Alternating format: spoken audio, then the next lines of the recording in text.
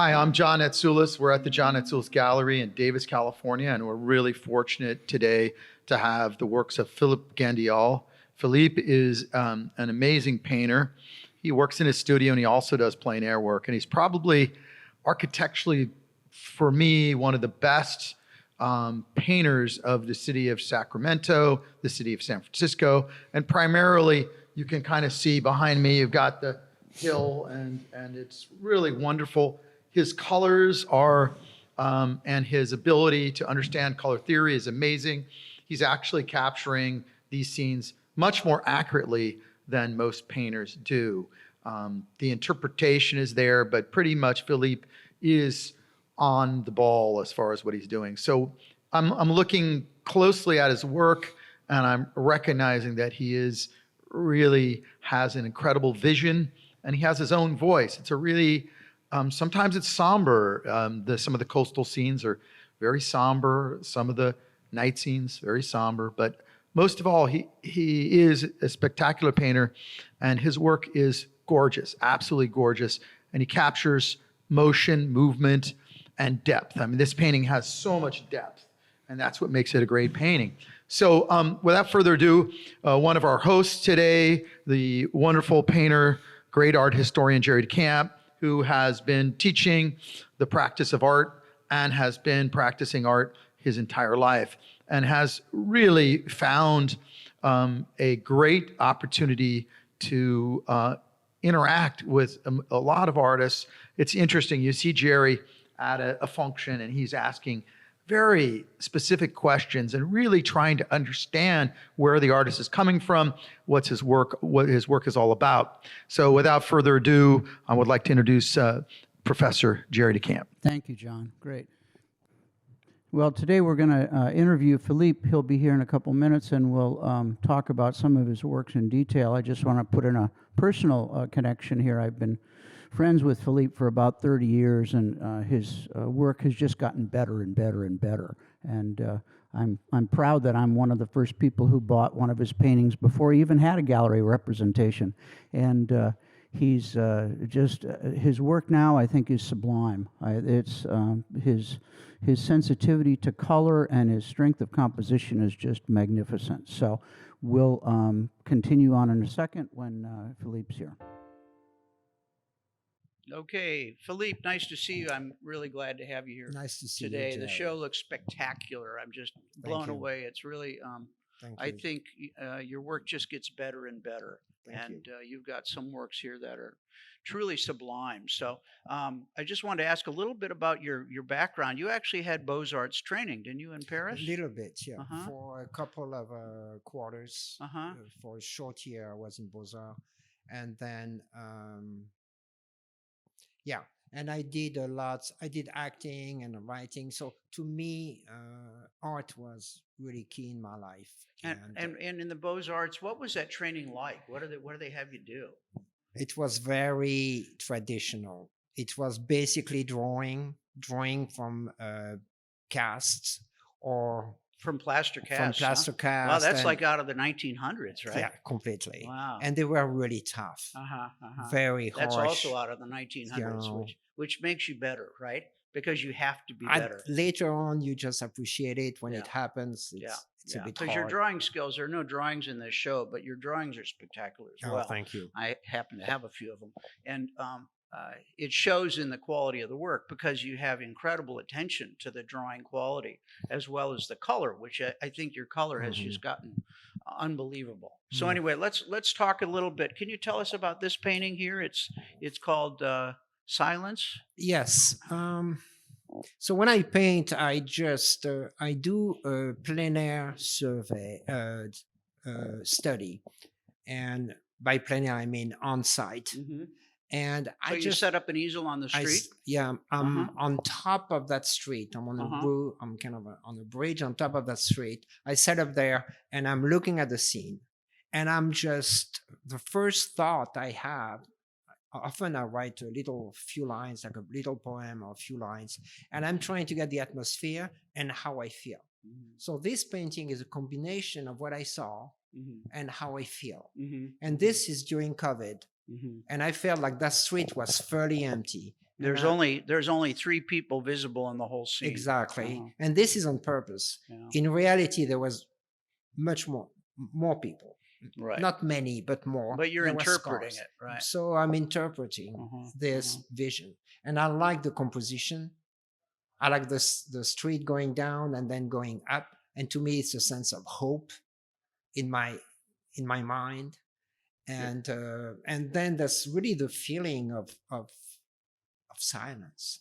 There was just the wind blowing when I Yeah, did there's that not piece. even any cars close doing anything, right? This Nothing. guy's parked and there's nothing here. There's nothing going on. One thing I wanted to point out that just really struck me looking at it is the way you've just kind of abstractly simplified this foreground with the Yeah. shadows, I Yeah. think is really, really strong. And also the way you've done the abstraction of the building up there with Yeah. that kind of light blue with a few strokes across it, and then the abstraction, especially of this dark green building up there. I think that's the thing that I really love about it. It reminds me a little bit of Diebenkorn's work. Do you ever look at Richard Oh, Diebenkorn? I like him very much. Yeah, because it has that beautiful combination of a sense of realism, but with really, really powerful large abstract forms, which I think is part of what makes it so spectacular. And also how you deal with the color, where you've got this really intense a kind of white yellow in the foreground, and then you've got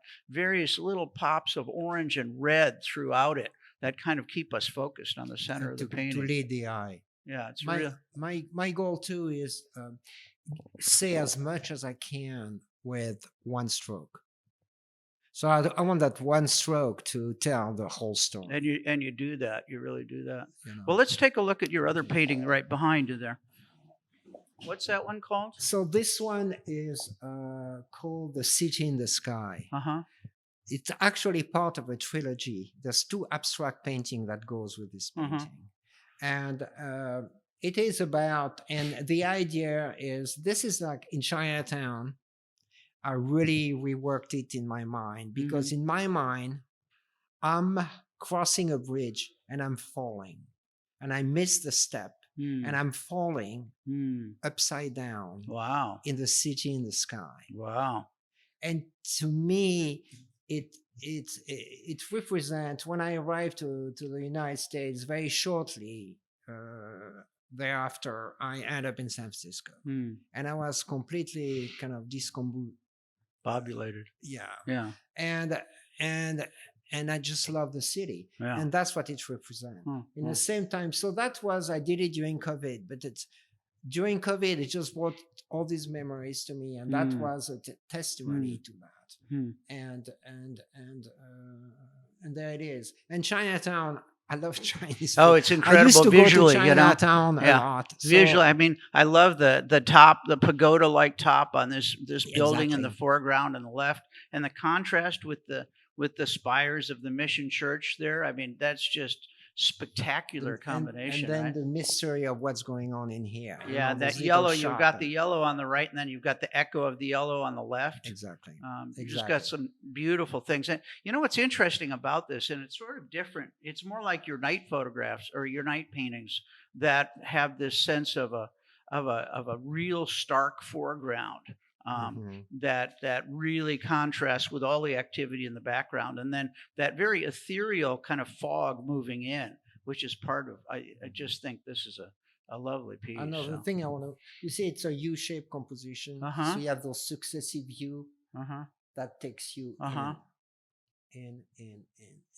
Yeah, and then your drawing ability really shows up in not just the spires and the tops of the buildings where you get that kind of definition, but absolutely gorgeous, that rendition of the balconies over there. Those real simple lines that are just really beautiful and elegant, and I think that's just an incredible passage in that painting. So yeah, nice. I like that piece. It means a lot to me personally. Personally. Great. Well, maybe we can go over and take a look at a couple more paintings that are a little bit different. Okay. Okay, so let's take a look at this one here. This is When the Light Drips in Your Lap. And this is, you want to read your, is that your poem there? Philippe writes poetry as well, terrific poetry. There's not a lot in the show, but he's a really good poet. Go ahead. There is that moment when looking up at the sky seems to reflect your whole life. A flash so ephemeral and yet loaded with substance. So thin, wavy, still draws you in. Astonishing as it reaches deep and so easy, comfy. That is the moment when light drips on your laps. Terrific. That's lovely. Thank you. So what can you tell us about this painting aside from the fact that it's a beautiful, beautiful piece of landscape work? Well, this is a scene on the causeway. And amusingly enough, one person came to my show and thought that was Hawaii. Hawaii, huh? Yeah, anyway. And so it's a scene on the causeway. It's a sunset. Once again, I did a quick study and took a photo of that scene. And I was on the berms, you know, on the levee on the Sacramento side. Right. And I do that. And of course, there was lots of different activity. But what touched me was a light. And so that's what I concentrated upon. And what I do when I paint this, when I start the painting, this is just one big mass here. You know, and I paint this mass here and then the light dripping. So there's three parts of my painting. And I start with that three big masses and then break them down too. And it was kind of a spiritual moment. I was standing there and I was struck by the light, literally. And I write that poem right away on the spot in the car. Really? After doing this. Wow. Because I want to feel the intensity. You know, I mean, to me, as an artist, I need to be a conduit, to be open and let it rush through me with passion and energy. I mean, really and this totally represents that aspect, which is in every painting, really, but this is more visual here. Yeah, I just want to point out some really gorgeous parts of it. I absolutely adore what you've done right in here. I think this is just one of the most beautiful passages I've ever seen in a painting, of this little light orange with this blue and this dark green and then this gray. It's just sublime. And you've got the same kind of thing going on around the sun here.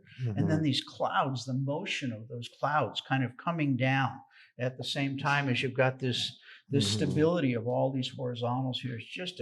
It's an absolutely magical piece. I wanted to break the quietness and of this part of the scene with the activity of the cloud. So that you create tension. Yeah, that's a spectacular piece.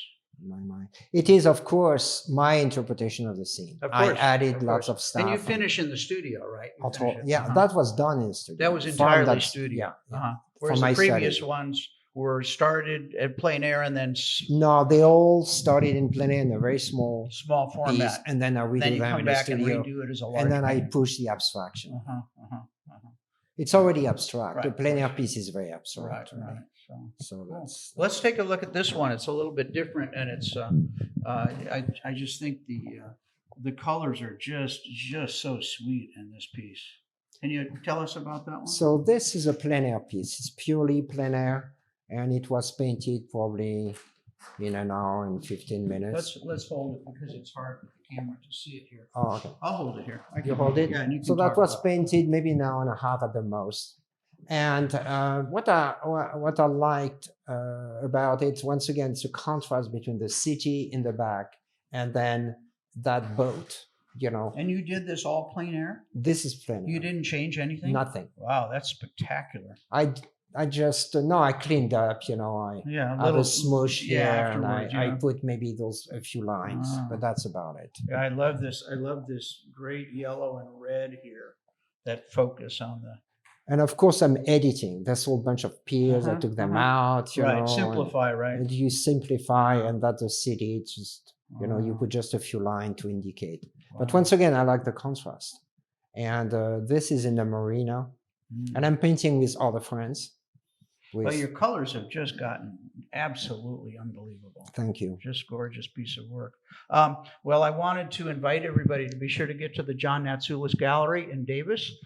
The show is up until January 8th. But please come in before that so you get a chance to see it. And we are mask friendly here, but we're not wearing them for the interview. But don't worry, everybody will be wearing a mask when you come in, so you'll be safe. And the gallery's not too crowded, so as long as you're not coming for an opening, you'll be just fine. Great. Philippe, thank you very much. You're welcome, Jerry. Thank you.